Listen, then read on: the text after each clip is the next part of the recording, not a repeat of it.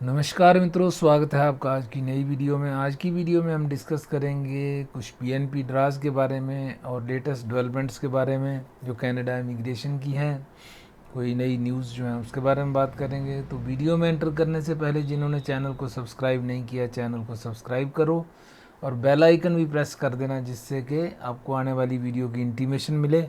और साथ ही साथ वीडियो को लाइक एंड शेयर भी कर लें, जिससे कि चैनल की रीच और लोगों तक भी हो सके। तो आइए आगे बढ़ते हैं। तो सबसे पहले बात करते हैं पीएनपी ड्रास की। तो ब्रिटिश कोलंबिया का जो आपने देखा था, मैंने पिछली एक वीडियो में बताया है कि ब्रिटिश कोलंबिया का पीएनपी ड्रास जो है वो लगभग आलमोस्ट बंद ही है। उसमें छोटे मोटे ड्रास आएंगे, एंटरप्रेन्योर के हो गए, कुछ हेल्थ के ड्रास आएंगे। तो उसमें टोटल इन्होंने अब 4000 कैंडिडेट्स लेने हैं। तो आपको जैसा कि मैंने बताया था कि टोटल कैंडिडेट्स इसमें 4000 लिए जाएंगे। कोटा ही इनका 4000 है, जिसमें के 5200 एप्लीकेशन इनके पास ऑलरेडी हैं। तो province plans to allocate only 2900 nomination to some of the applications which have already been received. तो 2900 उसमें से हो गए, 1100 इन्होंने कर लेने हैं कोई हेल्थ केयर और दूसरे जो प्रायोरिटी सेक्टर्स हैं। हेल्थ केयर हो गया। तो अब इनका जो मेन फोकस रहेगा वो हेल्थ केयर पे रहेगा और अर्ली चाइल्डहुड एजुकेटर्स है। और कभी ज़रूरत होगी तो कुछ और कैटेगरी को ले लेंगे, बाकी मेन इनका हेल्थ पे ही फोकस है और एजुकेशन पे। इसमें भी जो अर्ली चाइल्डहुड एजुकेटर असिस्टेंट्स हैं उनको नहीं लिया जाएगा, सिर्फ अर्ली चाइल्डहुड एजुकेटर्स को ही लिया जाएगा। तो इसका भी ध्यान आप रखें अप्लाई करने से पहले। तो ये तो ब्रिटिश कोलंबिया का तो ऑलमोस्ट नए जो कैंडिडेट्स हैं वो अप्लाई नहीं कर सकते, लेकिन जो पुराने पूल में हैं उनको बेनिफिट होगा, उनको जो है नॉमिनेशन मिलेगी और उनके लिए आसान होगा। उसके बाद बात करते हैं अल्बर्टा की। तो अल्बर्टा ने पिछले दिनों जो अप्रैल में जो 3 ड्रास जो मेन निकाले हैं, अप्रैल 1 को 34 कैंडिडेट्स को लिया है। हेल्थ केयर के ही तीनों हैं। उसके बाद अप्रैल 4 को 19 कैंडिडेट्स हैं, अप्रैल 8 को 28 कैंडिडेट्स हैं, तीनों हेल्थ केयर के ही हैं। तो अल्बर्टा ने इस बार हेल्थ केयर को ही प्रेफरेंस दी है। उसके बाद साल्ट सेंट मैरी और ब्रेंडन जो कम्युनिटीज़ हैं ओंटारियो और मैनीटोबा की, उसके बारे में पिछली वीडियो आप देख सकते हैं, उसमें डिटेल में बात की गई है कि क्या उनका प्रोसेस है, क्या है। तो ये है, ये आरसीआईपी के अंडर ये लोग आपको नॉमिनेशन देंगे।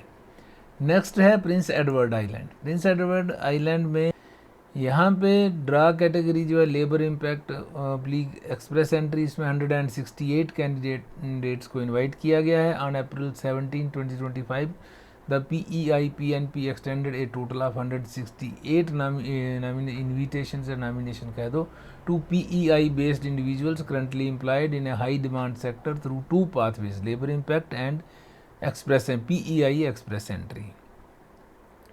तो candidates that have been living and working in PEI for at least 1 year already were given priority.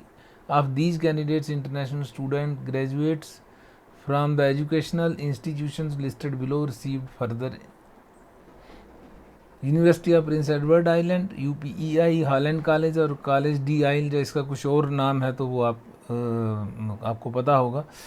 और जो सेक्टर्स जिनके ऊपर प्रेफरेंस दी गई है, प्रायोरिटाइज़ किया गया है, वो health care, trades and manufacturing है। तो इन चीज़ों को देखते हुए इन्होंने नॉमिनेशंस दी हैं। तो प्रिंस एडवर्ड आइलैंड से नॉमिनेशंस आई हैं PNP की। तो इन्होंने लिया PEI labour impact category is for candidates that will provide economic benefit to the province and contains 3 streams. एक है स्किल्ड वर्कर स्ट्रीम, एक critical worker stream and international graduate stream. तो इसकी एलिजिबिलिटी क्या है उसकी भी बात कर लेते हैं, ताकि कोई और अगर करना चाहे इसमें तो कर सकता है। To be eligible for the labour impact category, candidate must be eligible for at least one of the streams under the labor impact category, be between the ages of 21 to 59, have a full-time permanent job offer or minimum 2-year contract from an eligible PEI employer, demonstrate settlement funds and meet a Canadian language benchmark of 4। तो ये इसकी eligibility requirements हैं। तो कोई भी अगर इसमें eligible हो तो वो अप्लाई कर सकता है और ये एक अच्छी ऑप्शन हो सकती है। तो ये था पीएनपी की जो न्यूज़ है अब तक की, और ओंटारियो की अभी तक कोई न्यूज़ नहीं है, कोई अपडेट नहीं है। कहीं बीसीपीएनपी की तरह वो भी ये वही ना कह दें कि जो एप्लीकेशन अब तक आ गई हैं उनमें से ही लिया जाएगा। तो जल्दी से जल्दी आप एप्लीकेशन अपनी, अगर आप ओंटारियो में हैं तो एप्लीकेशन OINP में लगा के रखिए, पूल में एंट्री कर लीजिए, क्या पता कब आपका चांस बन जाए। क्योंकि ड्राज तो खुलेंगे OINP के भी, ड्राज तो BCPNP के भी आएंगे, लेकिन एप्लीकेशन नई अगर नहीं लग रही हैं, नए एप्लीकेंट्स को रेफरेंस नहीं दी जाएगी, पुराने एप्लीकेंट्स में से ही कैंडिडेट्स को सिलेक्ट किया जाएगा। तो ठीक भी है, जो जिन्होंने पहले किया है, पहले आओ पहले पाओ का जो बेसिस है उसके बेस पे ही चल रहे हैं, तो अच्छी बात है। वो चलो उनका जो रूल है उसमें कोई गलत भी नहीं है, जो पहले आया है उसको मौका पहले मिल जाए, नहीं तो वो पीछे पीछे चले जाते हैं ना, कट ऑफ स्कोर बढ़ता जाता है, उनका स्कोर ही नहीं हो पाता, जैसा एक्सप्रेस एंट्री में हो रहा है। तो ये एक दिक्कत वाली बात हो जाती है। तो ये तो था पीएनपी के बारे में। और बाकी जैसे मैनीटोबा के आते रहते हैं, तो आप जिस भी किसी प्रोविंस में हो वहाँ ही पीएनपी के लिए अप्लाई कर लीजिए, तो आपके चांसेस जो हैं एक बढ़ जाते हैं, आपके पास ऑप्शन बन जाती है। एक्सप्रेस एंट्री की बात करें तो एक्सप्रेस एंट्री का इस हफ्ते तो ड्रा आया नहीं है पिछले कोई भी। तो उम्मीद तो थी कि जैसे लास्ट वीक भी इन्होंने एक ही ड्रा निकाला और शांति से बैठ गए 14 अप्रैल को, उसके बाद कोई ड्रा ही नहीं आया। तो अब देखिए नेक्स्ट वीक तक ही जाएगी बात। बाकी देखिए IRCC का भरोसा कोई नहीं है, लेकिन उम्मीद तो अब यही है कि शायद मंडे को ही ड्रा आएगा कोई। और अब तो किसी और कैटेगरी का भी आना चाहिए, जैसे CEC, French language, health care, trade, education वगैरह है। पीएनपी के तो चलो आ ही रहे हैं रेगुलर जैसे आते हैं, तो उम्मीद है वो कंटिन्यू भी रहेंगे और सबको मौका मिलता है।